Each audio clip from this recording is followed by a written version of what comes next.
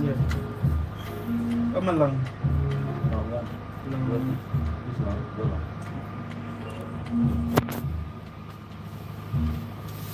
Well, folks, good morning, good afternoon, and welcome to the Eagle Talk Show right here. Sorry for coming late. Sorry for being late, and it is good to be here. Today is the 22nd of March 2024, and we are here this morning to talk on cross-section of issues that have been happening during the course of the week. But today we have with us Cyrus. He is the Speaker Emeritus of the Liberia Children Parliament, and we're going to talk on cross-section of issues at the time he was dead, and what is his connection, his interaction, his contribution after he left the institution. Where is he right now? Cyrus, good morning. Welcome to the Eagle Talk Show on Liberty Radio. Thank you so much, Wilfred. I really do appreciate being here today. It's a privilege. Okay, how is it? Has live been reviewed since he left the Speaker of the Church and Parliament of Liberia? We are fighting. The reality of life is to challenge the difficulties that life brings, to making sure that the impact resonates. So we are making sure to do our best in our own way. You are out now, and where are you currently? So when I left the Children's Parliament, I've emerged into advocacy for girls. So I've established an institution called Ku-Wor. It's basically responsible for adolescent protection, adolescent girls protection, and empowerment. So that's what I do right now. We go back to the Liberian Children Parliament. Serving the Liberian Children Parliament, what difficulties, what challenges it comes with, and what are some of the experiences you have gotten that you think that can boost your current institution? Thank you. So basically, from the first temperament, I emerged being the National Speaker of the Children's Parliament, emerging from Maryland as the Speaker for the Maryland County Children's Representative Forum. So the first responsibility here is to manage the affairs of children nationally. It becomes the first challenge that you have to you have to encounter as a leader right there. And then managing the affairs of children nationally, we are talking about 2.5 million children. So getting acquainted with partner support, getting acquainted with lobbyistic approach, getting acquainted with facilitating different programs that approach children, getting acquainted with a different response with cases and issues that affecting children. They were so challenging. But what I really do love about the space is that it empowering more in getting the courage to address some of the challenges issues that affect children, especially knowing what the children themselves are facing down in the work committee. Because when I took office, I've changed the dialectics, I've changed the narrative that Masquerado is not Liberia, and moreover is not Liberia. Therefore, the issues that affect the children down in the work committee, not of the capital, we're not discussing Barclayville, we're not discussing Greenville, but we are discussing Kaluwe, we are discussing places of Putu. So we are, let's forget about the capital. Let's go down to the work committee to see what are some of the challenges that children face. And it was challenging, but we learned a lot of some of these issues that affect children down in the work committee. So that's what we have been doing, working around partners, making sure we can secure support. One of the most difficult things that is really around the Children's Parliament is that you have to be represented at national platforms. You have to be represented, around policymakers to make sure that you can rewrite amend policies, that regulates children, that the child labor law, like the 2011 children law. And you have to also get down to rural committee, even though there are cabinets, even though there are county officials who are speakers and deputy speaker of the county that have to relate to you. But you have the full responsibility as the national speaker of the Children's Parliament to make sure that all of the 2.5 million children in the 15 counties are secure. The issue of you serving the Liberian Children Parliament comes with huge responsibility, and this has to do with children right to free education, children right to good health, and you need the rest. What exactly, at the time you were the speaker, what difference, what's the impact you make to street children, especially those kids who are in the street selling it? They are still in the street selling. You were speaker. Has anything changed in regards to children leaving the street, going to school, making sure that they go to the good school, the necessary school? Thank you. So when I took office in June of 2023, I've been looking at issues of education. One of the cardinal focus I gave was to make sure that we have a very good child justice system. With that, we have been working around the Ministry of Justice and the Liberian National Police to make sure that the 2011 children law be taught in school and be disseminated. So I've been working around the Ministry of Education as well to making sure that the 2011 children law is in the curriculum. Because now we go back to the Ministry of Justice. Yeah, there is a child justice system, and the law says ignorant to the law is no exception. But what becomes of the children when the 2011 children law says once you are a child you need guardian because you don't really mature mentally, to make a decision. So what becomes of that child that is committing crime? Will you classify him as a juvenile perpetrator?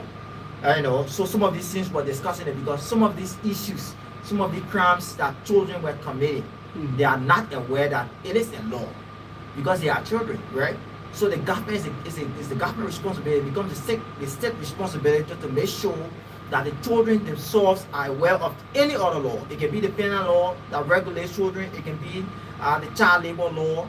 It can be the 2011 children law. They have to disseminate the information. That's why we say service should be in school. So beneath the child justice system, we have been making sure that the 2011 children law can be taught in school. Not only the 2011 children law, but other laws that regulate children, that provide safety for children, can be taught in school. And also, we have been working around the UNICEF and beneath my leadership. One of the things we target was financial support. Because when we want to go down to rural communities to address the issue of education, when I go down to Maryland, when I go down to River G, I should be able to aid, the issues of children, aid children that are of emergency. Today I can meet a child when I'm on my way to River G, and I could school the child because the child is not in school. Because I'm the national speaker of the Children's Parliament, so we give focus to approaching the legislature to making sure that the Liberian national children could be included in national budget. There have been advocacies during Sata Sherry days up to Jutumo Dodi and so on. So we give focus to the national government, especially the legislature, to making sure that we can have a children's parliament included in national budget. It was successful. A children's parliament received 50,000 this year. In the national budget, 50,000. Yeah. And also we have been working around UNICEF because the Children's Parliament now, representatives of the Children's Parliament are legitimate advocates for children in Liberia, and they are a model for children, to monitor, to serve as change agents in our communities. So now we were concerned about the human resource because the Children's Parliament, all of the county's officials, they are not being paid. They are not being compensated. So we are very concerned. Yes, they are a human resource and they are investing their time, their energy, making sure that the children's safety matters. So what can we do? Even if it's not compensation, what are we doing to make sure that they are equipped when it comes to training, when it comes to different programs that we're enlightening them more to engaging with the communities or having a grassroots activities. And with that, the advocacies were successful beneath UNICEF. UNICEF provided up to $30,000, for mentorship programs across the 15 countries. So we have been making sure, we have been working to making sure that some of these things are done. Even beneath the Ministry of Health, we have been working around the issue of the adoption law. It have been a problem with the legislature. The adoption policy shouldn't be passed, because it's forbidden. In the House of Legislature and even the Senate, we have a traditional people that say, undertaking believe in the tradition of Liberia. Some of these traditions are really harmful to children. They are still holding on to it. So it becomes a problem for even the Minister of Health. But then, and up to now, the issue of the adoption policy cannot still be passed. We have been fighting with the Ministry of Internal Affairs and the Ministry of Gender to making sure that the issue of FGC, which is FGM, female genital mutilation, which of course have been affecting children like Liberia.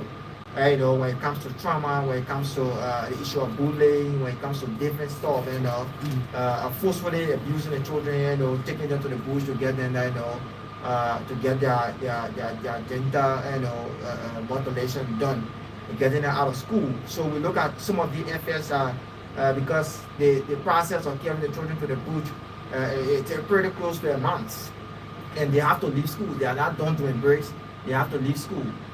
Basically, these children that were taken to the bush and are still being taken to the bush, they were taken forcefully to the bush. So I've been working around the Ministry of Youth and Sport, the Ministry of Internal Affairs, and the Ministry of Gender to making sure that we can eliminate the issue of female genital mutilation. The Liberian children believed your leadership was not affecting or impacting them on the basis about those kids, those children who were disabled. What was in your agenda for those children, this disability? Thank you. So when it comes to children living with a disability, we have been working around it. We started working with the inclusion of children living with disability from the children's law. Because when you look in the children's law, the laws that regulates even the participation of children within the children's parliament did not get the children living with disability involved. And besides, the Ministry of Gender and Child Protection Network have been working to making sure that a specific role will be met for children living with disability, and we rebunk because we understand that people living with disability are humans and they are children like us, right? So getting role, like I am the chairperson for children living with disability in the children's parliament. It serves as a discrimination. Even it's not the children's parliament beneath all different institutions. It's a discrimination to say this rule is for people living with disability. They are human like us. They can be national speaker of the children's parliament. So then we rebunk it, and we've got to look back to reverse the children's law to say every child can support. And this comes election in June. From district level up to county level, children living with disability will be encouraged to participate in the election.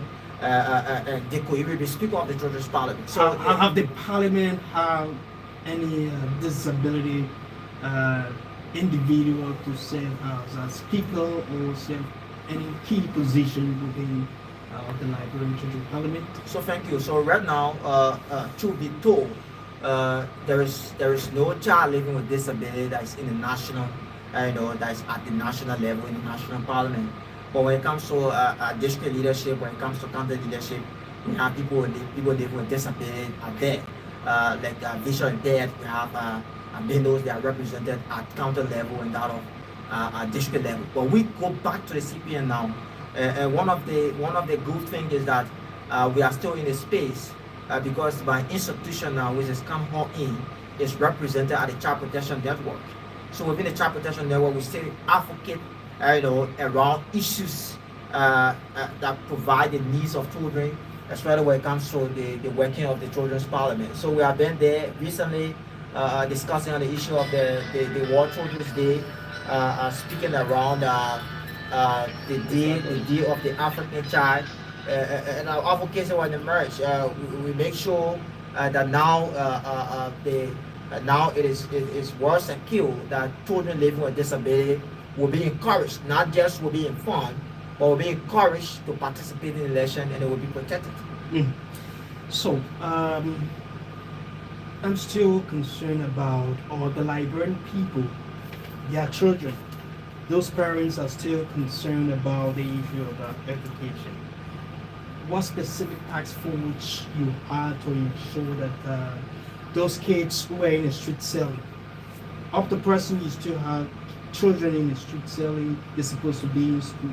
Was there a specific task force, and what could be the recommendation to the current leadership to ensure that children who are in the street selling, every morning you wake up, school days, you see other kids going to school, but others are in the street selling because their parents feel they should be the ones selling to provide for the home. What specific task force you had in leadership, and you think there needs to be continual process to ensure that children who are in the street be taken from there to go to school? Thank you. But then, as the first child in Liberia, I wasn't at peace. Going to different activities, using the driveway, and then see children are selling in the street that are supposed to be in school. In the street, unsafe. Not area of selling, but very unsafe in the street.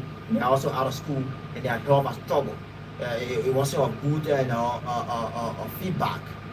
Seeing children being the first child in Liberia, seeing children in the street and out of school. So when the government took over, the Waka government took over, I have personally met with Minister Wemi Harry, which is the Minister of the Ministry of Gender. And basically we have, back then we have the Deputy Minister for Children and Social Protection were also involved within the meeting. And we say yes, children living, children that are in the street need to be getting out of the street. There are different approaches, Minister, that you're coming with, because usually our advocacy is, because we are children, and around the issue of the 48 law of power, we got way to speak with them. So we have that conversation, and they assure the children of Liberia through the Children's Parliament that there will be an approach when it comes to children living in the street. And now the Street Kids project was launched since February, I think, or January or February. The Street Kids project was launched, and now the Ministry of Gender is in the street, including the Children's Parliament, representing the Children's Parliament. Have you done a survey? Yes, yeah, I've done a survey. I've been monitoring the process. I've been speaking with even the Speaker of the Children's Parliament, and we have been seeing even visually that the social workers are now in the street. When you check the Ministry of Gender platform, even pastors are now providing mattresses and providing different equipment for the safe home. It's going on now. They are doing the recruitment. They are getting the street, getting the recruitment, getting names of parents, getting numbers of parents, names of children that will be recruited at the safe home. But now the project is currently ongoing. Even Give Directly is involved with partnering with the Ministry of Gender to provide funding, because we have been working. We have worked with a couple of institutions, but the reason for which during my tenure, getting children out of the street wasn't successful. We tried working with Minister Mamina Kage. The reason was not successful because getting children out of the street, some of them parents are people living with disability. You cannot get the children out of the street when they are of help to their parents to raise money for food. So we have to, rewrite the proposal that children need to leave the street, but how to rewrite the proposal that we need to empower the parents to get the children out of the street. So now it is all set. The proposal is all equipped that are empowering parents to leave the street and getting children out of the street. So while children go to the safe home, parents are compensated to getting out of the street as well, to start a little mini business, to facilitate themselves. It's ongoing. You could do your research as a journalist.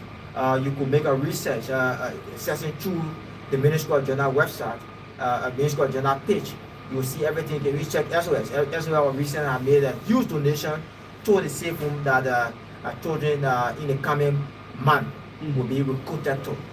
So it's ongoing. So the advocacy started from my leadership, and we are thankful to the Ministry of Gender currently for the effort making towards making sure that the street care project is facilitated. We're talking about 2.5 million children, and when we look at the current statistics, the number might increase. With the 50,000 that was allocated in the budget for 2.5 million, how much at the time you receive from the government? So thank you. So the budget was passed in April of 2023. 2023, no, budget was passed in April of 2024. So I took over in June of 2023, but then the Ministry of Gender had their own budget now. When I took over in June of 2023, approximately to August, we faced the issue of national election. And then partners, even the legislator, they were back to the various counties for election. So the advocacy wasn't working. So the Children's Parliament by then was only engaged into any violence against electoral violence against children. So the advocacy wasn't really. So under your leadership, the national government did not budget money for the children's parliament. We started advocating when the Barga government came, President Barga came to office. Where the advocacy Let me just know how many years the speaker made in office. So usually the 7 term was illegal in 2 years. All of the speakers are served except me, except for 2 years. But we are our presidents and we are children, and we should be setting legacy. It should be of change, to make it a difference that things our national leaders are doing now, we cannot get engaged with that. So when I came to office, I tried to revisit the children law. And the children law did not give preference to 2 years. The children law said the 7 terms is 1 year from the children law. And I cannot be a leader that will infringe the rights of children. Can you contest? So yeah, I did not recontest it, but I was not successful. And I got defeated in the election process. But I have to carry the children's forum back to election because the children law itself said 1 year. And we cannot be a leader that will probably infringe on the children's right. Because why if I'm 16 years and I contest, and then probably you go for 2 years, I'm 18, and the law say 1 year. Actually, the law in 2008, legislator said 1 year for 7 terms. So it is 2 years now. When the Ministry of Gender want to, probably the CPN and other group want to merge in the 2 years, they should revise the children law and amend it. But once it's not amended in the children law, that there is a revise that provide that, from now on, children's forum 7 terms will be 2 years. Then definitely it's not illegal. So we have to go back to that, and with the advocacies now, the children's forum leadership tenures is 1 year. So comes June, the forum is going back to election. The forum will go back to election. Folks out there, you're listening to the Eagle Talk Show this morning on Liberty Radio 88.1, and in conversation with the Speaker Emeritus of the Children's Parliament of the Republic of Liberia, Cyrus. And you're listening to him. Probably you want to ask him a question, you want to participate on the program. Dot number 0770-777-572-0770 777-572, or better still 0888 669 430 669 430, or better still 0880 732 453 0880-732-453, 0777-32453, are the numbers to be part of the program. For those of you watching via our YouTube channel on YouTube, you can also leave your comments, and of course we're going to read them out right here on the presentation. The issue that has to do with funders at the Liberian Children's Parliament. Do you think $50,000 can address the 2.5 million children of the Republic of Liberia? The answer is no. The issue of children in Liberia, they are pressing, and there are more fundings that the Children's Parliament will need through the Ministry of Gender to address some of the problems. The advocacy have been long. The legislature still see difficulties in supporting the Children's Parliament aside, whereas there are fundings allocated to the Ministry of Gender. And there are protocols as well, because the Ministry of Gender received fundings, and the Ministry of Gender did not receive funding for the Children's Parliament.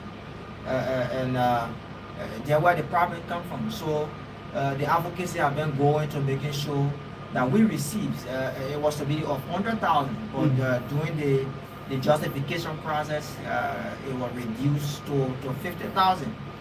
So I mean, one is better than zero. We will address the advocacy is still going on. Even the issue of the Child Wellbeing Council.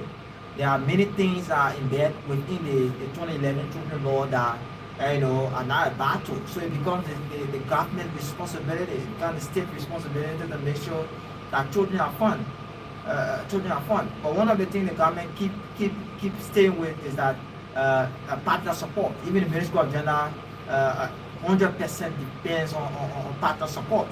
It gives a serious problem to the workings of the Children's Parliament and that of the Ministry of Gender, because 80% of funding coming to the Children's Parliament is coming from UNICEF.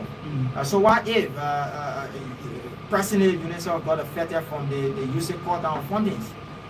So the children of Liberia will be affected, the government will be affected. These are things that will be discussed on national platform to see how independent we could be when it comes to funding, when it comes to other activities. So that's what the Ministry of the government did. It was the funding the government provided, and up to now, even the speaker, the current speaker of the Children's Parliament, still complain on the utilizing the funding that was provided. So the funding was provided, but still, the children of Liberia face difficulty in accessing the full funding that was provided. So the Children's Parliament are working around UNICEF. Even the Children's Parliament have a change program to Sierra Leone.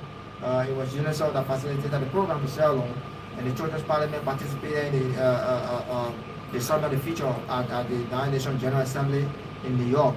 And the UNICEF was the same institution that was also responsible to making sure that Children's Parliament is actually represented at the Summit of the Future. So these are things we'll be discussing. This government responsibility is still responsibility to make sure that the children well-being are met. Partners are not questionable. Partners, they are only donors that come in to buttress government efforts. But we have to rewrite the narrative that the children's future depends on the state. And once the state is not being responsible of their actions, definitely we will not have future. Yeah, so there have been advocacy that we have been going on. There have been a lot of protests, there have been a lot of press conferences, and yet the children issue are still to be addressed 100%. So this person is saying, I want to be part, please, because they lost their mom and dad, so they want to be part of the Children's Parliament. Probably, I'm going to give the number to you so that you can also share with the current speaker. So 0770-777-572, 0770-777-572, or better still 0888-669-430, 0888-669-430, or better still 0880-73-2453, 0880-73-2453, 077-77-32-453, 077-77-32-453 are the numbers to call this money. You want to be part of the program. You can contact, call, or dial the numbers that I just announced, and then you get asked the question you want to ask to Cyrus. He's here and going to respond to your questions. parents involved in ensuring that the children parliament also get the necessary information, because at times the parents, they are the ones who have the information and they need to share it with the children parliament, especially the condition their children are going through. How is it when it comes to the parents' involvement with the speaker, with the children parliament? So thank you. So the recruitment process in the children's parliament have a bureaucracy. It's because we want to be directly involved with receiving information, having a regular conversation with parents themselves. So before recruitment in the children's parliament, the bureaucracy comes with concept form from parents, contact details, making sure that the parents themselves are informed, the parents themselves are 100% communicating with the children's parliament when it comes to issues affecting children. And even besides the parents, the children's parliament have been working across all of the women and children's protection unit, the Liberia National Police, in case there are issues, cases of rape and domestic violence that are around, children. We also receive communication from there. And with our advocacies and the effort of the Ministry of Gender, now the Ministry of Gender have a GVB, a call unit. Now you could sit here, observe a rape case, and now want to be involved with information carrier. You could call the call center. The call center is 1166. It's a call center number. You could call the call center and you receive tackles immediately where the crime occurred. Okay. So the issue of communicating with the committee, they are very concerned. The Ministry of Gender is addressing it with the advocacy of the Children's Parliament, and most of them are taking effect right now. As I speak to you, the call center I'm talking about is effective. Once there are domestic violence, once there are issues around sexual gender-based violence, even not sexual gender-based violence, but gender-based violence as a whole, relating to children, you could call 166 1166 1166. It's 1166. I will also share with you. It's the call center number. You call immediately. The Ministry of Gender will aid in whatsoever constraints that have been faced with issue of gender violence. They also look at the issue of the abuses of our children. Some parents, because I listen to you talk about advocating for justice for children, a platform that also been established. How have your leadership and that of what's the current leadership doing? Have you also working in line with them? What are they doing to ensure that children rights are respected and children are given justice? Okay, thank you. So firstly, every speaker has his own manifesto, and the manifesto that Speaker Ku-Wor reversed to speakership about was the inclusion of girls, which are surrounds around the issue of gender equity. So that's how they have been, and then they have been working in their own way. The issue of the children's parliament here, to the truth be told, there is no proper coordination between the Virgin below. We have to do with all of the speaker Emeritus. There are no proper coordination. Everyone wants to leave their name of what they can do, what they're capable of doing to solving the children of Liberia. But I think they have been doing it best, because the advocacies that we are immersed into, he completed the advocacies, and now we have a judiciary, juvenile court, and now the juvenile court is below the Ministry of Justice. So now juvenile perpetrators now, the court making sure that all of the juvenile perpetrator cases are of incest. So we have the UNICEF work with that, and now the juvenile court is launched. So every case that relates to children, we have the juvenile judge that will make sure that the case is proper, and the children are not just going to juvenile jail just like that, just for formality. So he has been doing his best to, as I speak, recently informed you that the Children's Parliament have an exchange program to Sierra Leone to see how best there are some ideas and medium of support that they could emerge into. Of August of last year, the delegation of Liberia was in Sierra Leone with the Sierra Leone Children's Network there, and they have a great exchange program. They know UNICEF secretary are even involved with that, and he has been working to making sure that the Children's Parliament is also represented at international level.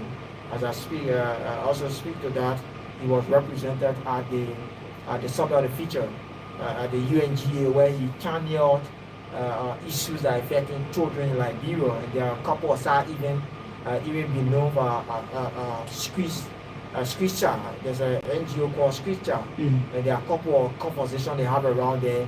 Scripture is also supporting the Scripture project that is beneath the Ministry of Gender Currently. So he has been doing it best in his own way to making sure that the children of Liberia and are well served and are well equipped. He even have an assembly where he have a couple of counties, delegates, county officials coming to the assembly. It took place in Grand Bassa to express issues that affect the children in their various counties.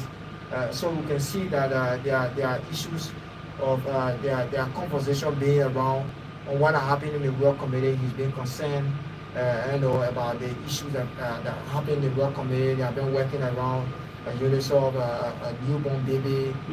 So there are a lot that have been happening. There are some initiatives that come from me. There are initiatives that comes from the speaker themselves.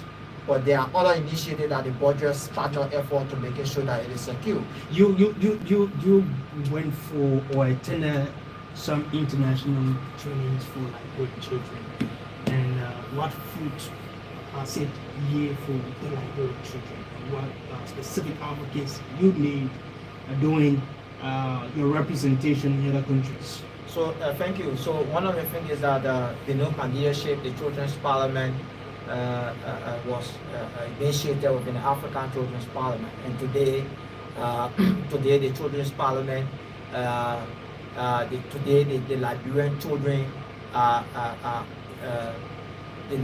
children, Liberia is invited to the African Children's Summit for a first time. So the advocates that have been around, what we have been making sure to do is to have a network of diverse, ideas and support from different countries. So having all of the speakers from all of the different African countries, and Liberia was initiated, in the Children's Parliament through my leadership. It was a boost award for the leadership. And today, through the Nelson Mandela Children Fund in South Africa, the children of Liberia will be represented at the African Children Summit in Johannesburg, and it runs from the 4th of next month to the 7th. So the children of Liberia will be represented in Johannesburg from the 4th to the 7th of April, which is next month, at the African Children Summit. And I too will be represented there because I have been around the African Children's Parliament, one of the key members in the African Children's Parliament. If I emerge as Speaker Emeritus of the Children's Parliament, I still have a role in the African Children's Parliament. So I too will be represented there at the African Children's Summit in Johannesburg comes April 4th. All right, this person is saying they are going through a lot. Hope you can read your number before the end of the show because they want to get in touch with you. They are going through some tough time. I think this person is a child and they want to be a part. So 0770777 5720770 777 572 0888669 430 08807325453. Those of you listening from different parts of Monserrato, you can call the data numbers, and you want to ask any question, you want to say something to Cyrus, you can also call and make your view or you can send a text message on any of the numbers 0777 732 077 732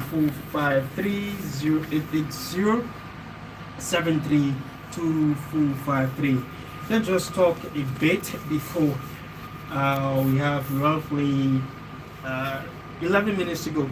Let's talk a bit about your alcohol. Is it alcohol in or? It's can't pour in. Okay, can't pour. Yeah. Can't pour in. What exactly this entire institution, this advocacy group, why they want to talk about women issues? Thank you. I think questions have been coming. That I do receive it today. That I'm a male, and I get involved with advocacies around female.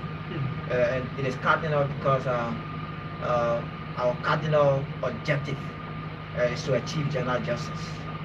And we cannot achieve gender justice when male, who are the main actors and main perpetrators of some of the issues that affect girls, are not involved. So when you look in Campo in, there are 60% of boys, we have 40% of girls. We say Campo in because we want to get involved as boys in making sure that we can achieve the gender justice. When it comes to teenage pregnancy, the girls themselves are not impregnated in themselves. When it comes to rape, we are the one that causes rape. When it comes to even bullying in school committed during their menstrual period, we are the boys that are seen as a mess. We bully them. So the boys themselves have to change the narrative. If we cannot change the narrative, if we cannot collaborate with girls, definitely we will not achieve gender justice. So coloring is legitimate. It's a registered institution now, registered NGO that is fostering the protection and empowerment of adolescent girls through advocacies, awareness, and through advocacies, awareness, and vocational skills provision. So we are disseminated, decentralized in 3 counties. We are working in Bon County, we are working in Grand Bassa, and working here in Montserrat. So we have been doing our best to making sure that issues of girls are met. And one of the great things is that all of the county coordinators, all of these recruitants that are around the institution are people that are not low.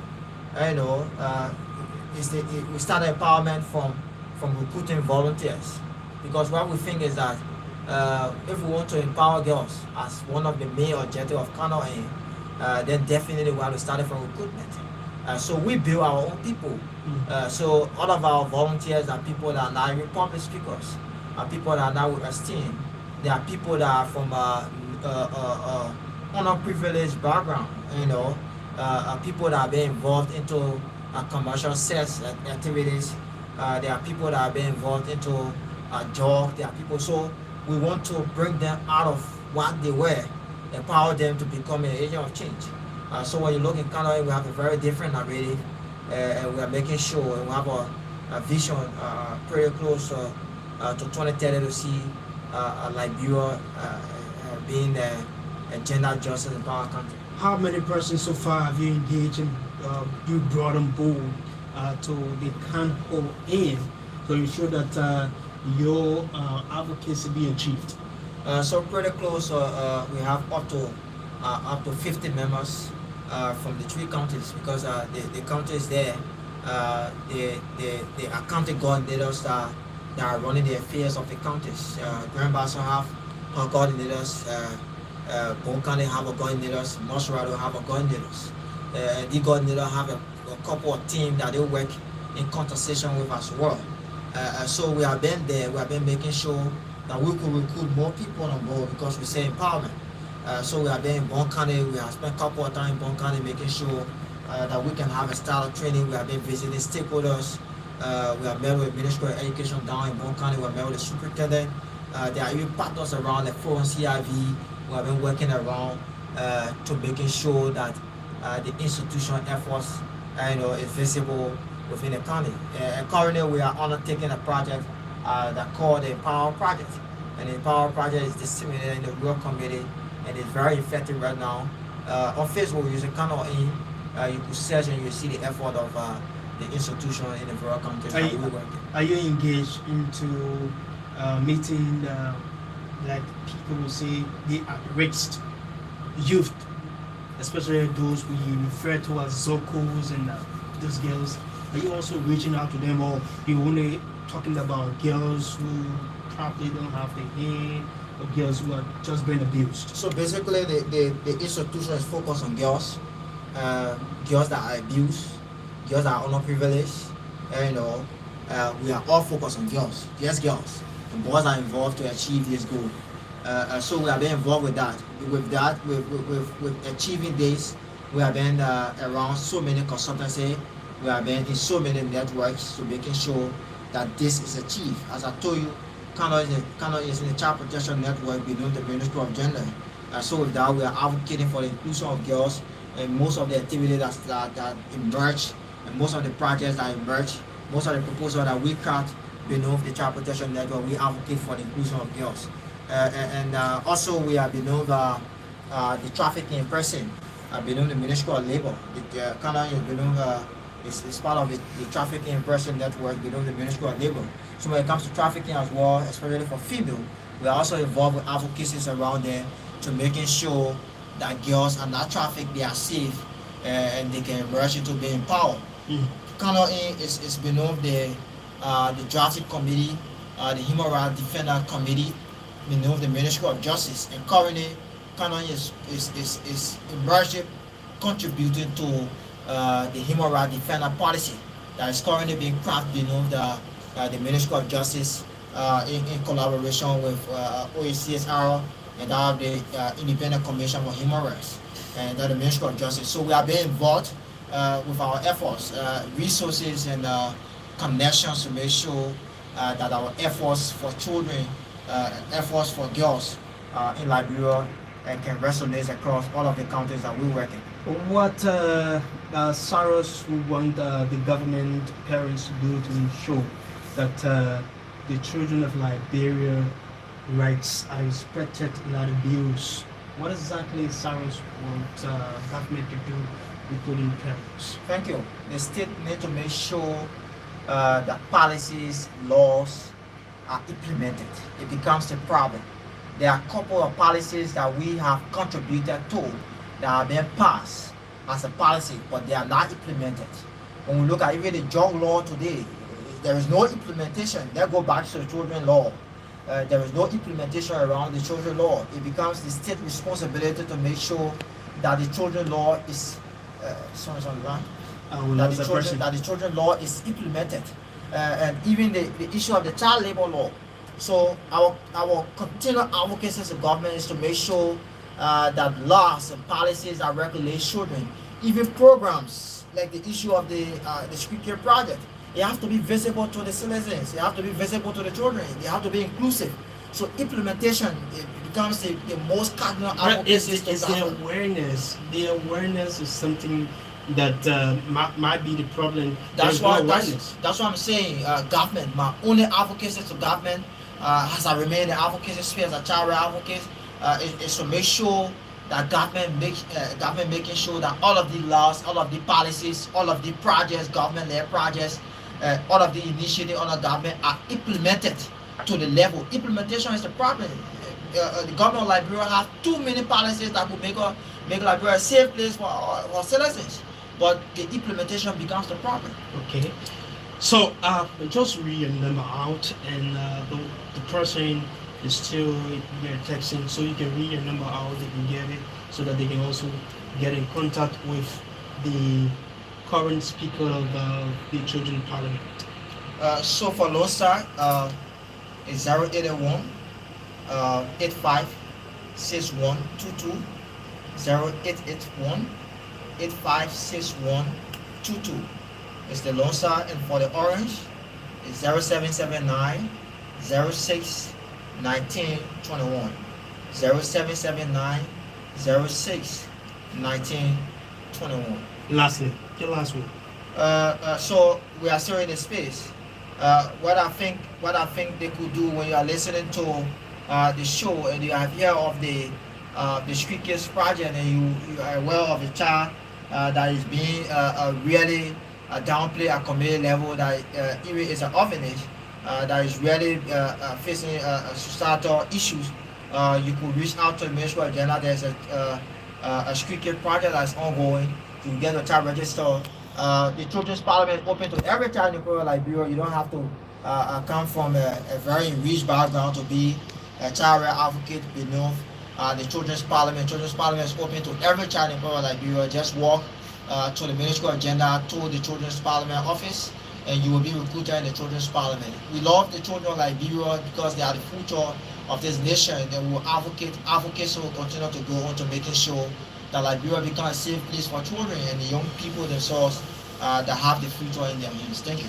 Thank you so much. Cyrus Way is the Speaker Emeritus of the Liberia Children Parliament. He's been here. Hope we can have in another time so that we can talk Liberian children and Ku-Wor. And my name is Will Wilfred Dorsey. Thanks to those of you who tried to call but didn't go through. Those of you who texted, thank you. On our YouTube channel, you can follow us there on Ku-Wor TV. And we look forward to having another presentation. Hopefully next week, Saturday, we're going to have Dr. Peter Memorial here. And Mr. Megistu Wolokoli, we're going to talk on critical national issues. My name is Will Wilfred Dorsey. Do have yourself a wonderful Saturday.